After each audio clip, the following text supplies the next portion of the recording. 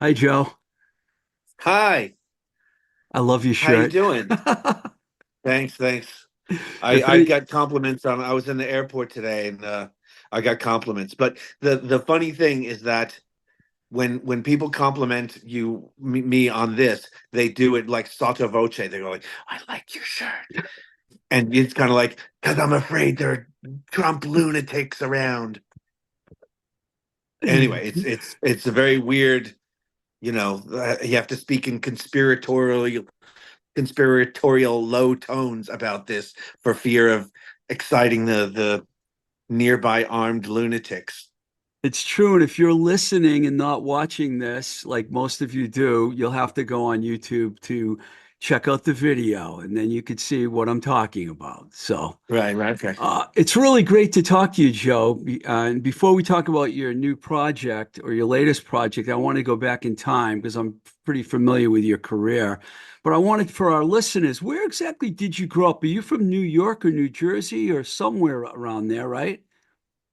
I claim dual citizenship. I was born in New York, which is something I'm very proud of. Whenever I take out my passport, it says place of birth NYC USA. I'm like, yes, I'm proud of that.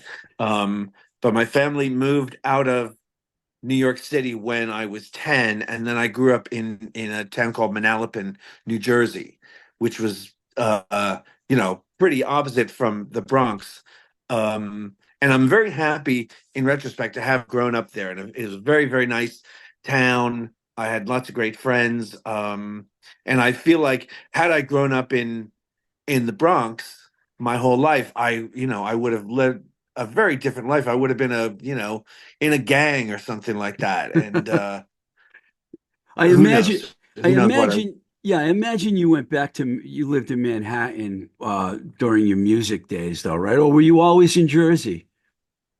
No, I moved into Manhattan, and then I moved to Williamsburg, Brooklyn, and I lived in Williamsburg Yeah. for longer than I lived anywhere. Um, I lived in Williamsburg for 27 years, 26 years. And yeah, I'm only Manhattan for a short time. Manhattan was just like that's where I went to work and to play and everything. But Right. William and but I do identify as a Jersey guy and a New York guy. To me, it's even though they're vastly different, it feels the same somehow. Yeah, I don't know. yeah, I get it. I totally get it, especially northern Jersey instead of like southern Uh, Jersey's like Philadelphia, but northern, definitely New York. Do you remember yeah. when you were young, what music you started listening to that caught your attention at a young age? Was there anything being played in your household, or how did you find music or first hear about it? Oh God. My household, it's my mom liked show tunes, and my dad. I don't think he cared much for music because he like listened to Muzak. Um, and when I was a little kid, I thought like, oh, that's what grown-up music is, just like that sort of, Muzak, the elevator music. And anyway, I the first guy I got into was Elton John, and then from there, the Ramones were a big thing. Like when the Ramones first came out, that was that blew my mind. And um yeah, the Ramones. I don't know. I'm jumping around, but Well, that I'm was gonna, the first record that. I was gonna actually bring up the Ramones because I got a long quote of Okay. yours, but before the Ramones, was there anything else, or did you just get right into punk rock at a really young age? Uh, Pretty soon, I kind of remember I went from Elton John to Alice Cooper, because I was buying all the rock mags at the time in Yeah. 1974, 5, I guess this was, and Elton John was on the cover of all the rock magazines, and there was this Alice Cooper thing, and I was like, oh, I got to check that out, and and then David Bowie, and that stuff just led into punk rock, and honestly, when I first started buying records, there was no real punk rock. I actually a neighbor gave me White Light, White Heat, the Velvet Mm, Underground yeah. second record. and I knew that Lou Reed was somebody that I should know, and that the Velvet Underground was important in some way. And but at the time, I was just listening to like Elton John and overly produced Alice Cooper and David Bowie records. Everything was lush and produced, and I put on White Light, White Heat, and I was like, oh my God, are people allowed to make records that sound this bad? Because like that record's just noise and but I listened to it over and over because like as a kid I was just like, well, I'm supposed to like this, so I'll listen to it until I do. And I think I got into Lou but before the Velvets, and I went back to the Velvets because I remember when I heard Rock and Roll Animal, the live record, and I heard the oh yeah. guitar intro to that, I was like transfixed. But I did find this quote where you said, when I was a kid, the first Ramones album came out and completely blew my mind. There was nothing else like it at the time. It sounded like it came from outer space. I listened to it a billion times until it became imprinted in my DNA. That's a great quote. Oh, wow. Thanks, man. Thanks. You Um, said that. yeah, I try and remember that moment of buying that record because that was another thing that I read about in rock mags that said, oh, there's this new band called the Ramones, and they made the cheapest made album of all time, and they only spent like $6,000. And I was like, oh, I have to check this out. And and the first time I played it, I was with my best friend at the time, and we looked at each other like, what is this terrible thing? This is awful. Let's listen to it again. And and like we just sat there like and with our jaws on the floor listening to that album going like, I don't understand, I don't get it. And then all of a sudden it was like, got it. I know. This is beautiful. But that was a great moment of I don't know, of recognizing greatness, but not quite knowing how to digest it.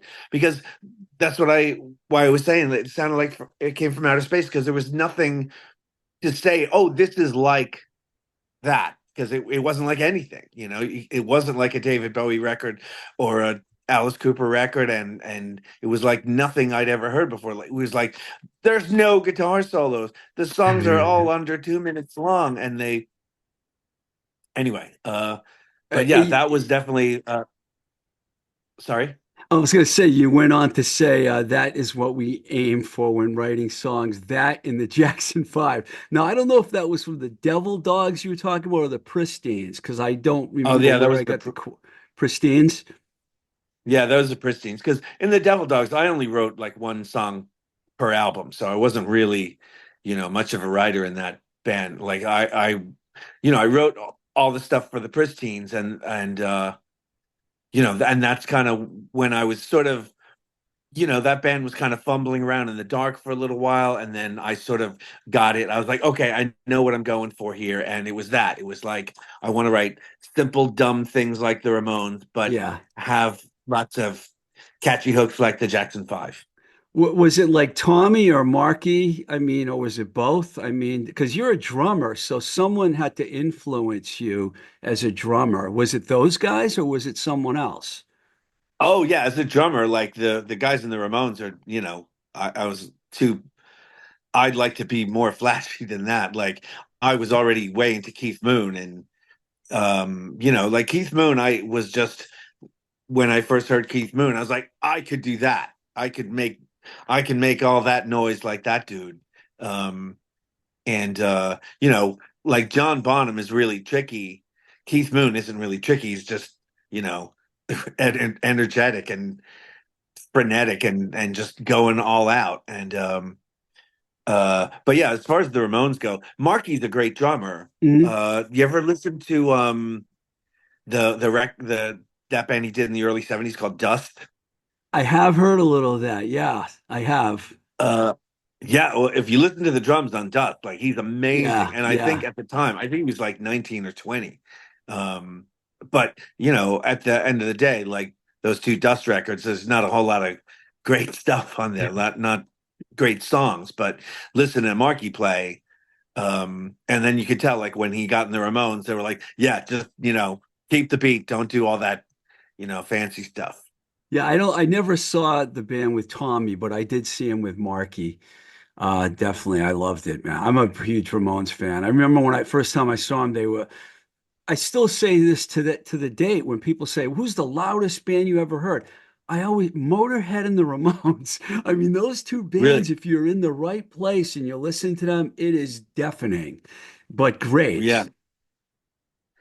Um, Um, did like I'm not sure about your history before Devil Dogs. Was there anything before that? When did you start actually playing the drums? I started when I was 15, but I was just doing like garage bands in Jersey, and I was in a band. Actually, Steve from the Devil Dogs and we went to high school together, Hmm. and we were in a band for years and years, called PT 109, which whatever, stupid name, but who cares? Um, but it was a good band, and we back when we were younger, after school, we would practice. We would have rehearsal for like 5 hours, 3 or 4 times a week. And we were, we knew like 100 songs, and we wrote songs, we did covers, we played high school dances, we played college dances, we played bars around town, and it was a pretty good band. It was kind of a new wave thing because Hmm. that's what was happening at the time. This is the early '80s, so we copied. Yeah. We were like really into the Clash, and I remember Steve really liked Oingo Boingo for a minute, and the Buzzcocks, all that sort of thing. Um, and anyway, that band broke up, and I was sort of disillusioned because we'd worked on this band for years and years, and I thought we were just on the verge of doing something, Hmm. and we literally broke up over what to have for lunch. Like we were had gotten to an argument about what we should eat for lunch, and every bit of frustration that people had swallowed from each other for years, it all just came out that in that fight, and the band broke up, and I was sitting there going like, oh my god, look at this, the band I worked for years for just had a fight about hot dogs, and now we're done. And so I gave up, and I was like, I'm just going to be a normal person and get a normal job, and do that. And so I kind of gave up music for a bunch of years, and just I worked at Merrill Lynch, and anyway, I couldn't take that. And then I got back into music in the late '80s. I was in some band called Bone Orchard that did one record. It was more like a punky metal hair Hmm. band.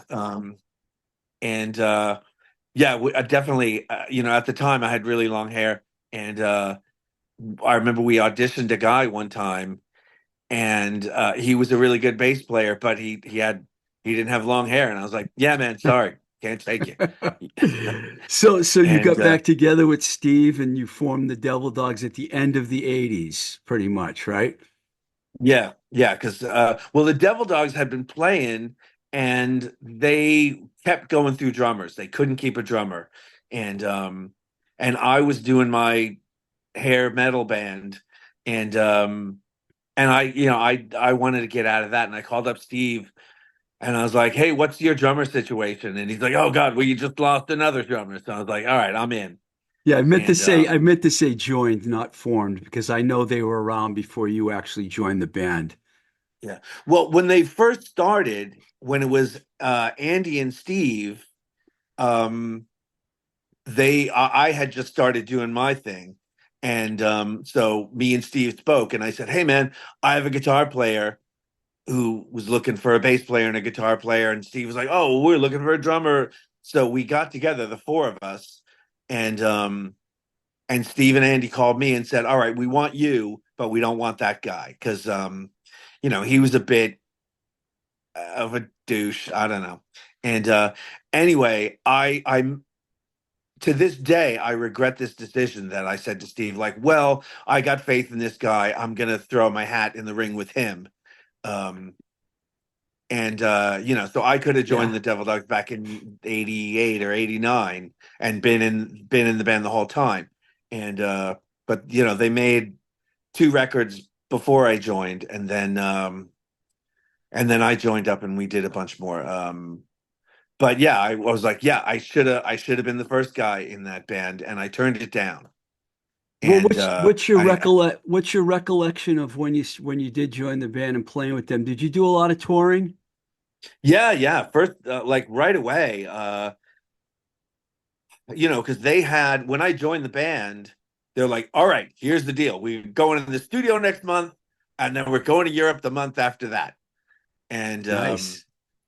so it was like, you got to learn 47 songs, and yeah, so it was really quick. I think I joined the band in like September, and by March I was in Europe with them. And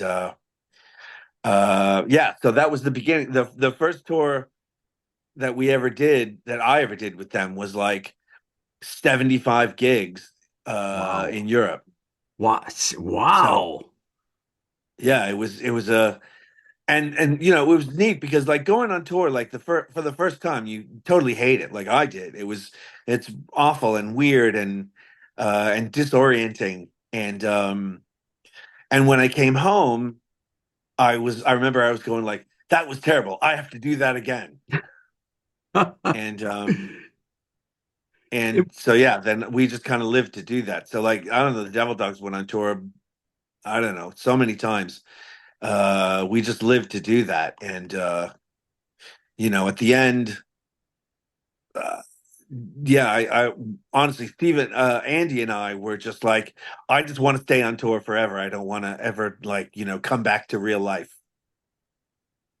And it was definitely a difficult transition when when all that ended, and I was like, oh, I have to be a person again. I gotta have a job and all that stuff. Anyway. Did, did you prefer touring in Europe more than the US? I think I might know the Oh answer. yeah. Oh well, yeah, you might know the answer. it's Yeah. it's just night and day. I was talking to somebody about this the other day, and about how, I don't know if it's capitalism or appreciation of the arts, but in Europe, we played big places and we got treated well all the time. And then when we tried to do the same thing in America, and God, I mean, America's really, really big, and there's parts of this country that are vast and full of nothing. Um, Yeah. so once you get like west of Chicago, all the drives are like drive all day to get to a town. And but the clubs don't treat you as well. And there would be I remember we would play gigs in the States and play one night to like a packed house, and then the next night play to five people. Um, and there was just no rhyme or reason to it. And it kind of breaks your spirit. Uh, when we would go on tour, like when we went on American tours, like we would judge the success by how little we lost. It Like seems we like would come things home from a haven't, tour and say like, yeah, it seems like things haven't really changed in terms of, bands at the mid-level and the lower mid-level. It's still like that, basically. You can't guarantee anything when you go out there, especially the first few times, right? yeah, yeah, you gotta sacrifice and hope that people come out to the gigs. And but in Europe, it was, I remember playing, we played some nowhere town on a Sunday night, and it was sold out. And I maybe it's because they love American rock and roll. And but yeah, every country we played, kids would come out, and we would just pack all these places, and people would wait in line for our autographs, and then we'd stay at fancy hotels, and they'd take us out to super great dinner. Um and then we thought, oh, let's replicate that in America, and it took us 20 or so tries for us to figure out like, nah, can't be done. I think America is just like, you're either huge or you're nothing. Whereas in Europe, there's room to be a mid-level band, like Right. there's tons of bands like, the say the Flecktones are a good example. Like they still tour Europe and do well. And in America, nobody cares. I don't know if the Fleshtones toured America, it'd be, I don't know. I think it would break their spirit. Yeah, garage rock is appreciated in Europe. Like I know so many bands that still go over there. Like I'm friends with Muck and the Myers and bands like that. They're constantly going to Europe, you know? I mean, there's a Oh, market there, you know? Big market. yeah, absolutely. Yeah, Muck and the Myers, they do Spain a lot. I think it's gotten down to so many bands have discovered Spain is like the rock and roll country in And Europe. I mean, there's and other ones that are great, but you know, I managed the Love Me Nots for a long time, but since they broke up, Nicole and Christine have the Darts. The Darts have been in Europe for like months. I mean, they've been like they're loved in France, but now they play everywhere: Italy, England, Spain, the whole nine yards. And they come here, and there could be 70 people at a show in Boston, you know, which is a big right. market, but Europe is great. So when Devil Dogs ended, was there a little bit of time, not much, between you forming the Prissteens? And I'm familiar with the Prissteens. I've saw the Prissteens play. In fact, I was trying to Okay. remember, and I know I saw you guys in New York, but I remember you played the Middle East. Caged Heat, a Boston band that I was working with, pretty much, I'm pretty sure they opened, and the Red Aunts, is that the bill? Yeah, yeah, I remember Yeah. that. Sure. 98. That's a good memory right there. It was Yeah. like 98 that happened. Um, Talk about how you decided to form the Pristeens and what it was like, because you know you're in a band now with three women, and it had to have present some challenges for you when you put the whole thing together. Can you talk about that a little?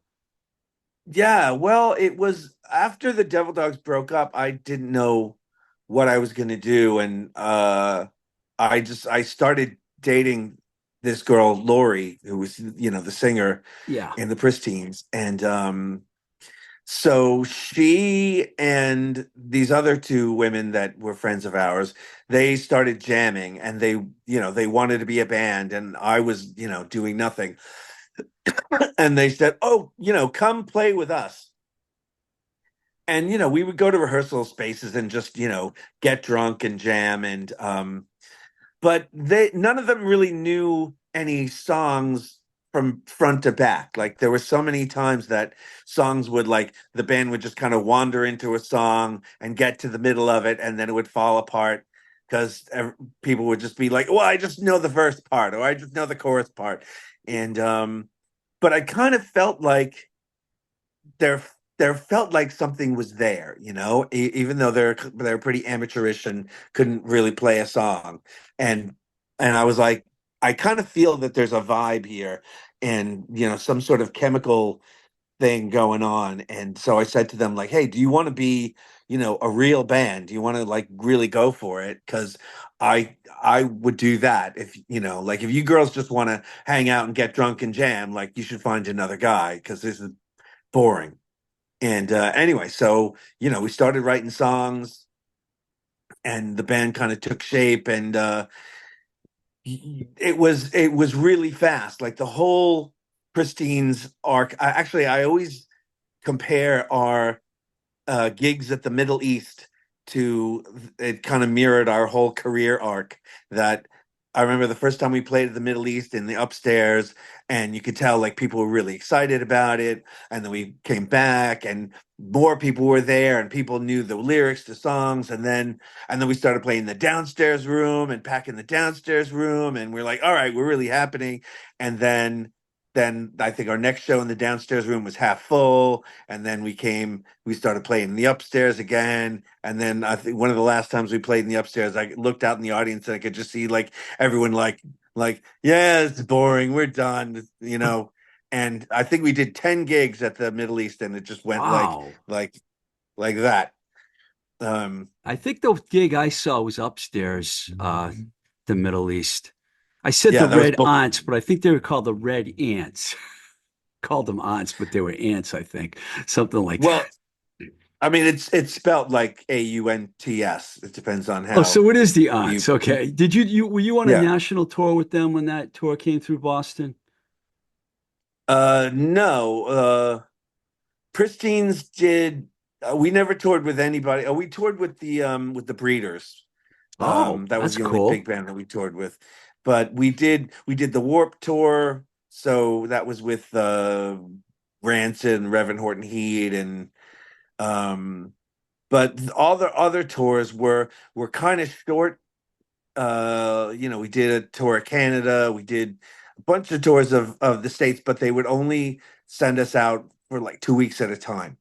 And which was good because, like I said, going on tour can mess with your head. And the most together person, if you put them on tour for an extended period of time, you your ego gets inflated and you drink too much, you take too many drugs, you don't sleep right, and you get disoriented because you don't know what day of the week it is because it doesn't matter.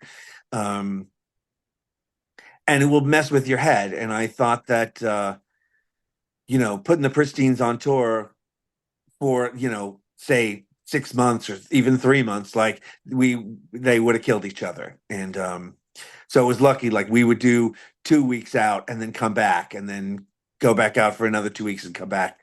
Um, and But ultimately, the sad thing about the Pristeens was that those girls were not really in love with it. You know what I mean? Like they Hmm. liked playing, but and I always use this expression that like if you don't love the 1 hour that you're on stage enough because the other 23 kind of suck. Like when you're on tour, like if you're going on tour, most of the day sucks. Like because you're sitting in a van and you're tired and you're waiting for sound check and all that sort of thing. But if you don't love giving your all on stage, then you should do something else. And I could tell that some of the women in the Pristeens like, yeah, you don't love this. You don't love this as much as I love this. And ultimately some of them were like, well, honestly, I'd rather be at home with my boyfriend watching TV on the couch than doing this. So I was like, Yeah, I all don't think right, it man, did any I don't think any of them went on to do much after that, did they? No. nah. But the album Scandal, Controversy, and Romance was a very good record, and there was a bunch of EPs and singles. And I don't know why, but I feel like I was talking to Lou, who we'll get into a little bit, Lou Mansdorf from Rumbar. And I asked him, I said, didn't they all work at the Lakeside Lounge? Because I remember I would go there with the Charms, and there would be, I know some of the Pristeens worked there. Did you work there too? Uh-huh. Yeah, me and Leslie worked there, Leslie. and our the guy who managed the Pristeens is Jim Marshall, the Hound. He owned the Lakeside. So, Oh, okay. like Leslie and I worked there, and Tina and Lori, we just hung out there. That was like It's our a cool club bar. house. I Yeah, liked it was a it. great bar. And I had at the end of the Pristeens, there was a lot of money lost, and it seemed to be convenient to blame it all on me. And so I sort of became persona non grata at the Lakeside. So I worked at the Lakeside for a year, maybe two, and then it became apparent that I should get the hell out of there, and so I did. So I split and I worked for Richard Manitoba down the street. So you were a bartender? So yeah, I was bartending at the Lakeside, and then I went down to Manitoba's. Manitoba's. So yeah, I worked there for a while. But I don't know why, but I feel like Howard Thompson had something to do with you guys. Was he like the oh A&R guy? yeah, he was the A&R guy. Which yeah, he was great. I'm still in touch with him actually. I wrote to him not too long ago. But yeah, we one of our earlier gigs was we were friends with D Generation. Oh yeah. Jesse Malin, Yeah. that those guys, right? Yeah. Yeah. So D Generation had us open for them at Irving Plaza, which was, Wow. it was definitely a favor, you know, by them to us. and because we really didn't deserve that at the time. And but I think by virtue of the fact that we played at Irving so early in our career, I think a lot of ears pricked up and went, "Oh, hey, we should pay attention to this band." And that was, I remember after that gig, there was an A&R guy at every one of our shows, and so every gig, it was like, "Oh, the guy from Arista is here, the guy from A&M is here," um, and so we got courted by a couple of different labels, and Howard Thompson at the time was working for Almo, which was a brand new major label. And so it seemed like that was the smartest move to make. Like, it's a major label and they only have 8 other artists, because we thought if we signed to American or whatever, there's 100 other bands that they're thinking about. And if your record doesn't hit the charts in the first month, they're like, oh, whatever, we got 99 other things to think about. But at Almo, we thought, all right, and that's what they said to us at the beginning. What they said was, we will nurture you, we will let you make flop albums. We're not even looking for a hit until album number 3. And I thought, there's a lot of big bands that didn't really get their thing together till album number 3, like Alice Cooper, Bruce Springsteen, Tom Petty, maybe.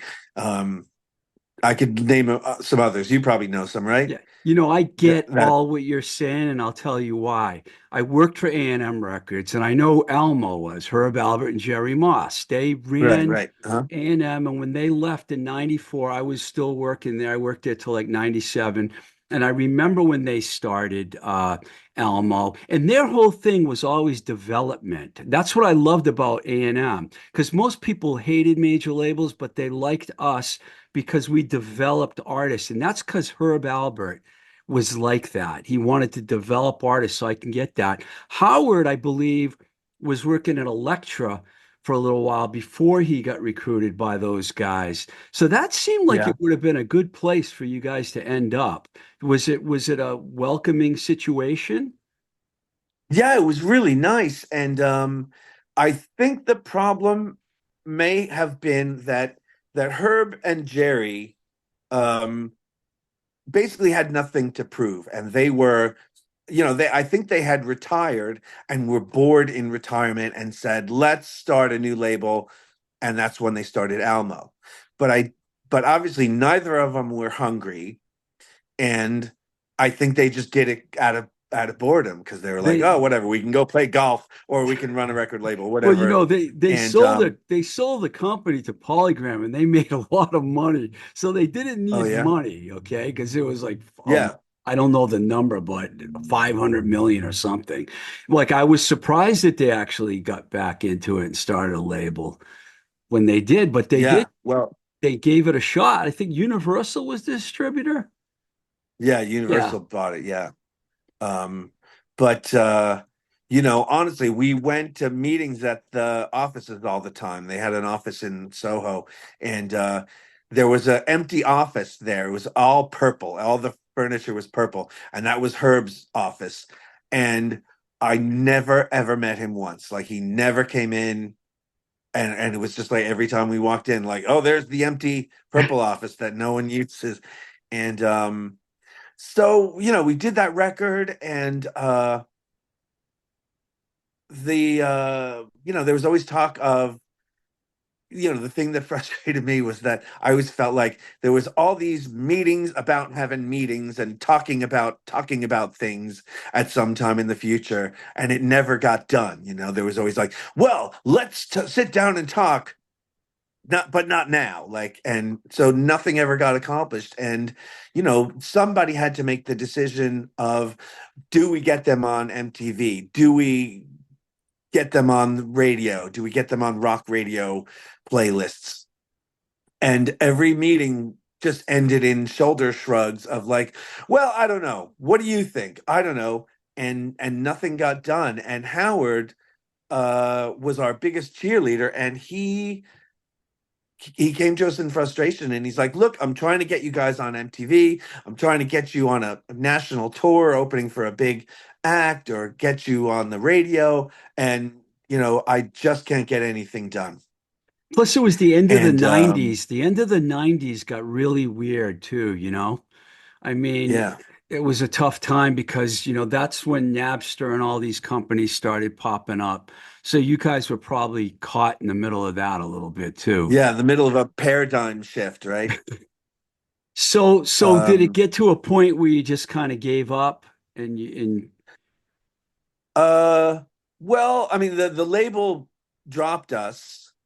Um, so, and Lori and my relationship was, uh, I mean, we stayed together for the sake of that band, because like yeah. there was a big bank account full of money that had both of our names on it, and if we broke up, one of us was going to lose all that money.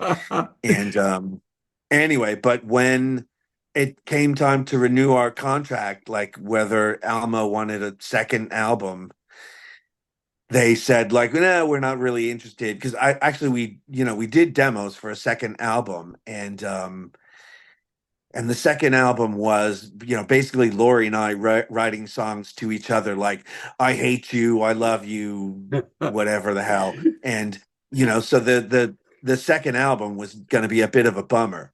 And so we sent the demos in, and Alma was like, nope, not interested. Like we wanted fun girl pop, not, you know, breakup songs. So anyhow, so then the money faucet turned off, and then there was no reason for me to work on this relationship with Lori, because it's like, yeah, the money's gone and I hate your guts.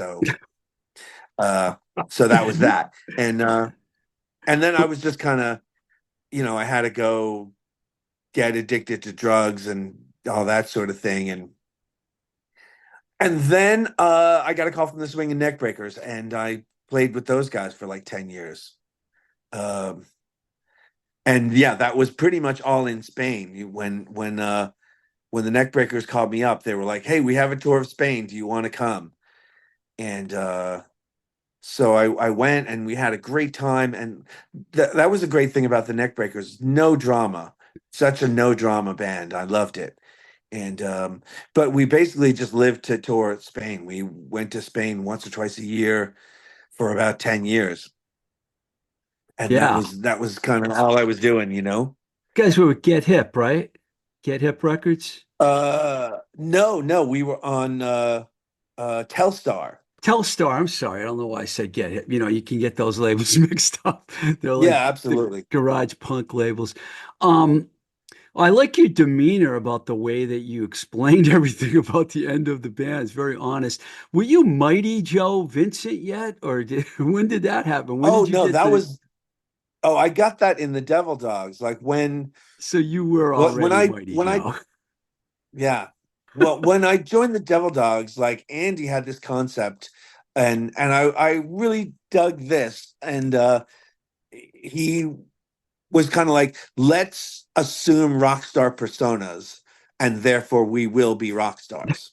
And so we were making a record, and Andy was like, all right, so we're not gonna be Joe and Andy and Steev. We're like Mighty Joe, Fabulous Andy, and Crazy Steev, and we will just play the part of rock stars, without having actually achieved that yet. Um, but I love that was sort of the concept that David Bowie did in with Ziggy Stardust. That he Yeah. was like, I'm going to create this character who is a rock star, and I play that character, therefore I am a rock star. Um, and I always love that sort of Warholian attitude of like, I am a star because I say so. Um, I dig that. and But so, we did that in the Devil Dogs with Mighty Joe and Crazy Stevie, um and after the Devil Dogs, when I did the Prissteens, I was like, okay, that, the Devil Dogs is done. This is my next thing. And in this band, I'm just gonna be Joe. And too many times I would say to people like, yeah, it's Joe. Joe who? Joe Vincent? No, don't know that guy. Mighty Joe? Yeah, Mighty Joe. I know that guy. So it was just like, the name, I couldn't Yeah, escape the name. And after a while, I was like, I just give into it and just like, I guess that's, it's who I awesome, am. man. And It's I, awesome. I know I've been bringing you through your entire history. It probably took a lot longer than you want. There was another band, the Gotham Rockets, that you played with for a little while. And oh, yeah, am I yes. right? Yeah. Yeah, absolutely. That was another band that I had sort of stopped playing for a while, and I was, I realized I was depressed, and I was really, I was just really bummed out, and I kind of, assessed my life, and I thought, why am I depressed? There's nothing really wrong. Like everything's fine. I shouldn't be depressed. And then I was like, oh, I'm depressed because I don't play anymore because that was such a important part of my life. And Yeah. right around that time, I got a call from Matt Langone uh, saying that their drummer is moving back home to Virginia, and did I want to do some gigs? And I was like, yeah, man, I totally do. I need to do gigs. And so I started playing with them, and it was at the beginning they were doing all covers and just, and I needed that. I needed to get my chops back. I needed to get, play gigs again. And then I felt like, okay, the Gotham Rockets, there's some potential here. Like Matt's got a great voice. It was a great band. And I said, like, hey, let's write some songs and do something, because I was like, this being a cover band thing is kind of boring to me. And so I wrote some songs, Matt wrote some songs, and they both kind of like, lived in the same neighborhood. And I felt like it really worked. And we did that recording. We did this 4 song thing that we released as a double single that I thought was that kind of a neat concept. And honestly, it gets played on the radio. I get checks from Belgium. Somebody in Belgium is playing That's playing the hell out awesome. of that record, and I tried to find out. I don't even know who it is. I got in touch with everyone I know in Belgium and said, "Hey, do you know who's playing this Gotham Rockets record?" And everyone's like, "Nope, got no idea." So anyway, uh, That's so it's still getting airplay. I still get royalty checks from the Gotham Rockets thing, but again, I felt like I I was in this band, and I felt like I had done something. Like, okay, now we're on the radio, now we're playing bigger gigs, we're getting, press, we're getting recognition, we have this record out. And the guys in the band were just like, they really couldn't be bothered to pursue it. And I was like, what the hell, man? I thought everyone who picked up a guitar wanted to do this. wanted And to like, make it here we big. are. Hmm. And like, here, like, I felt like I'm leading the horse to water, and the horse is like, nah, I don't want to do it. And and I felt like everyone in the situation was dragging their feet, and it could have been a much bigger thing. And anyway, I kind of just, oh, and then The COVID happened, so pandemic. I was Yeah, like, I was going to all say, right, because yeah, 2019, doing anything after that, the world stopped for a while. You wrote a song yeah, with the Dictators too, didn't you? yes, I used to hang out with Andy a lot. He lived close to where I lived in Brooklyn, in Williamsburg. So I used to go over Andy's place and eat and drink some booze and stuff. Like Andy was a big wine guy. Like Andy knows a lot about wine, and he knows a lot about whiskeys and stuff. So, going over his house, there was always like, "Hey, you got to try this new whiskey that I just found. We got to try this wine." And anyway, I had been working on some song, and I was kicking around with Chernoff, and basically I had that the intro to that song "Goddamn New York." Yeah. Anyway, so I was working on that, and I played it for Andy, and I was like, this is a cool thing, but I don't know where to go with it. And he helped me kind of flesh it out, and then but it kind of died there. And long story short, romantic entanglements got in the way, and so he and I didn't hang out anymore. But to his great credit, when the Dictators recorded that song, it was bits of the song that I was working on with Andy, and he called me up and he said, "Hey man, remember that song that you and I worked on 5 years ago?" And he said, "I recorded it with the Dictators, but I'm giving you, songwriting credit for the parts that you did." And That's great. I got it. It was a dream come true for me that I get to have my name inside the same parentheses as Andy Shernoff. And so yeah, that was a great thing. That's So awesome. every time I hear that song, I'm like, yeah, that's my bit. That's the part I wrote. Good. I Um, wanted to and mention uh, that and because I that did song, read I that. I get yeah, and I get royalties from that song too, although they're very small. But yeah, again, it's that I get my name on a Dictator's record. It's so great. That's fantastic. Okay, we made it. So now you've Uh, got Junior Varsity, which the four-song EP came out in September. yeah, You produced it. Is yeah. Laughing Boys Studio your home studio? Well, it is now. That was the first time I worked at it. I mean, it's not in my home.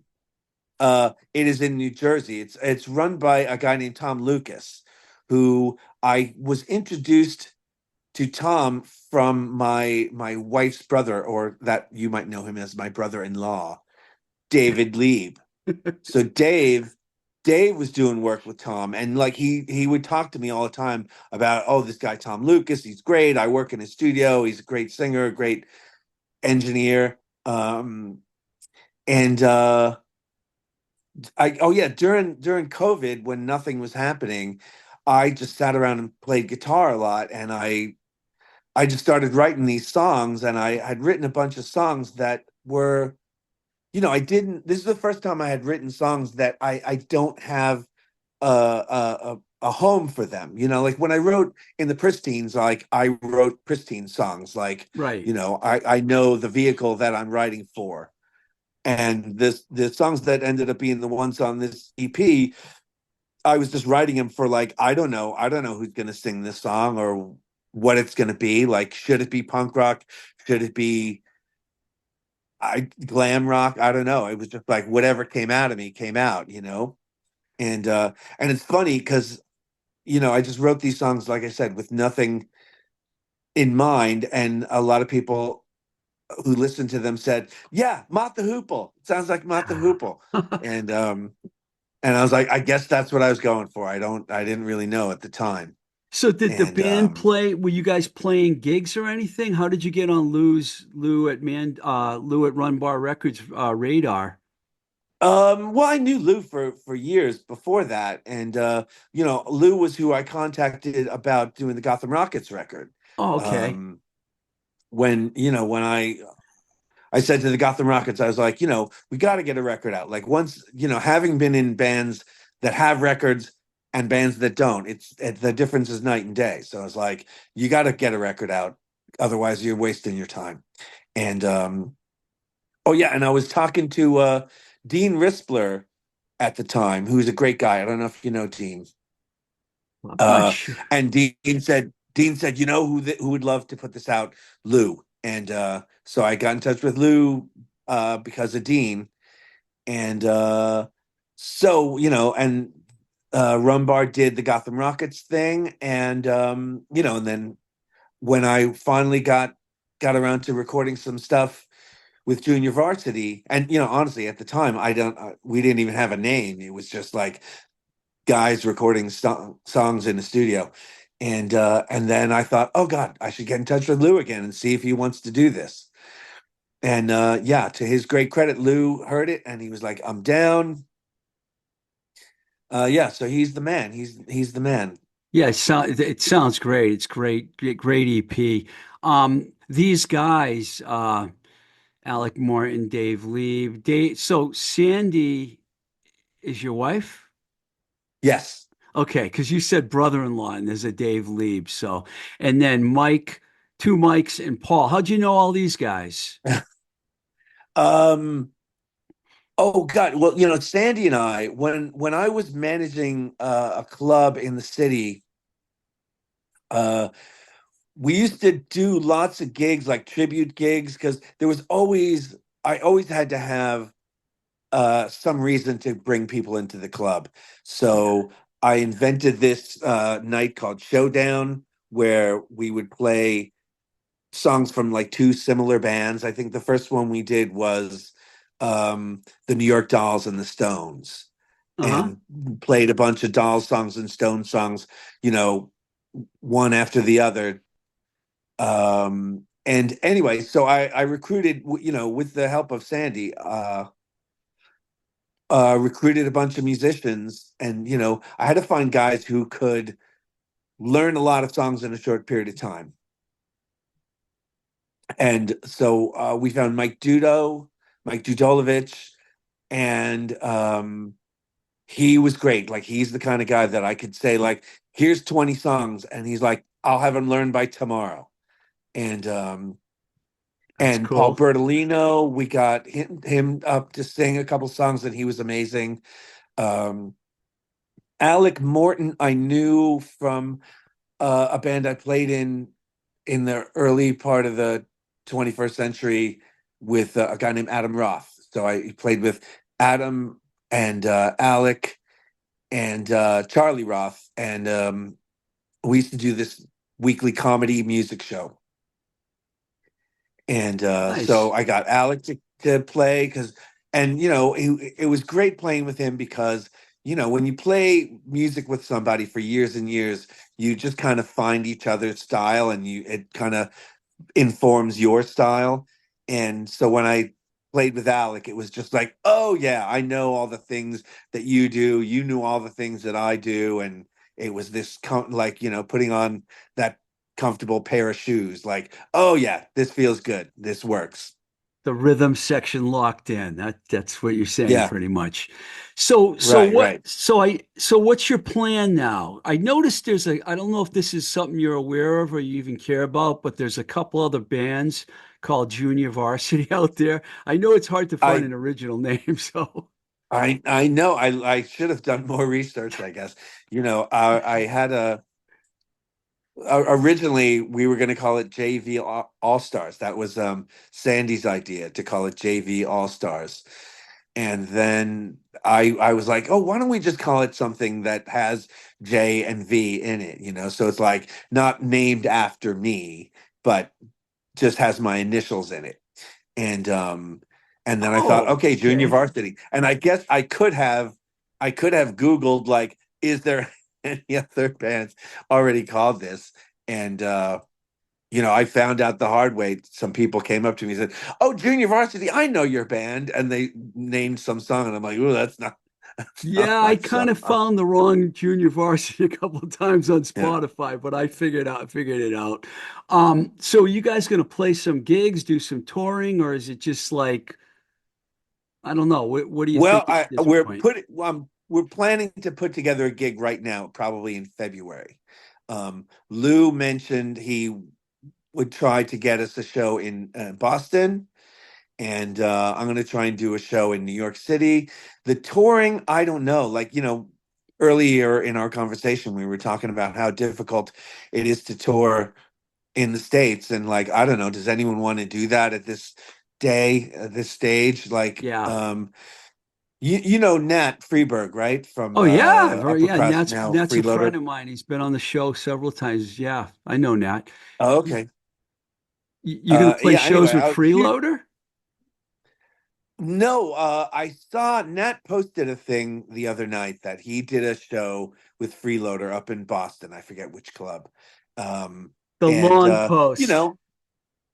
Yeah, And I saw and that. Nat is a guy who, people should know who Nat is. And granted, like, so his new thing, like, it's not shtick heavy like the Upper Crust, but it's still like, Nat, he's a great songwriter, great singer. And he said he played with some other bands, and there was, 25 people that showed up, and he, I totally understood that, One of the last things the Gotham Rockets ever did, we played a gig, and we advertised the hell out of it. It was on the radio, and like it was on like several radio stations, and I thought like I have literally told an actual million people about this gig, and like about 75 showed up. Ugh. And I guess 75 people showing up at a gig doesn't suck, but and oh yeah, we were opening for Barron's Whitfield. So I thought, okay, Barron's Whitfield, that's got to draw a crowd in this brand new club that just opened up in Queens. That should draw a crowd. Um, and and I felt like, yeah, 75 people, that's just that it's not worth It's it, tough, tough. And I thought the same thing when I saw Nat's post that he's like, yeah, I like playing and everything, but at the end of the day, getting up on stage to play to a tiny audience is, it hurts your ego, and then you think like, why am I bothering? I like So I Freeloader don't too. know. I Freeloader is a really good band. In fact, I saw them about a year ago, and it was a good crowd. I think it was just an off night, It happens. Yeah, sure. So I don't know. I mean, I'm gonna record some more stuff. I have tons more songs to do. I just don't have, I don't have record label budget behind me. Not like this is like the budget of me. So Right. I so I get have it. to figure out like when can I take off of work? When can I afford to book a week in a studio, and when can other guys take off, and it's a whole thing. So hopefully I'll get another 4 songs recorded in the next couple of months, and then another 4 a couple of months after that, and have a whole album. And if if there's interest, if people like it and want us to play, then I would love to do that. And ultimately the goal would be like, yeah, if I could get this to Spain, if I could get this to rock and roll Spain, that'd be great.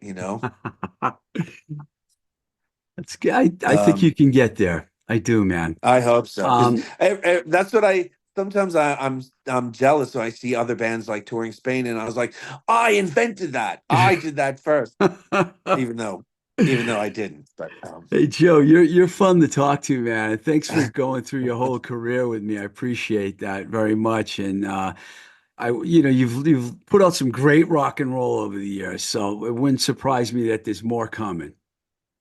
thanks. Well, yeah, I hope that people like this thing. Yeah, they were playing back to Reno. Now I see some stations are playing Where the Groove Is, which that's really heartening to me that people are listening to that.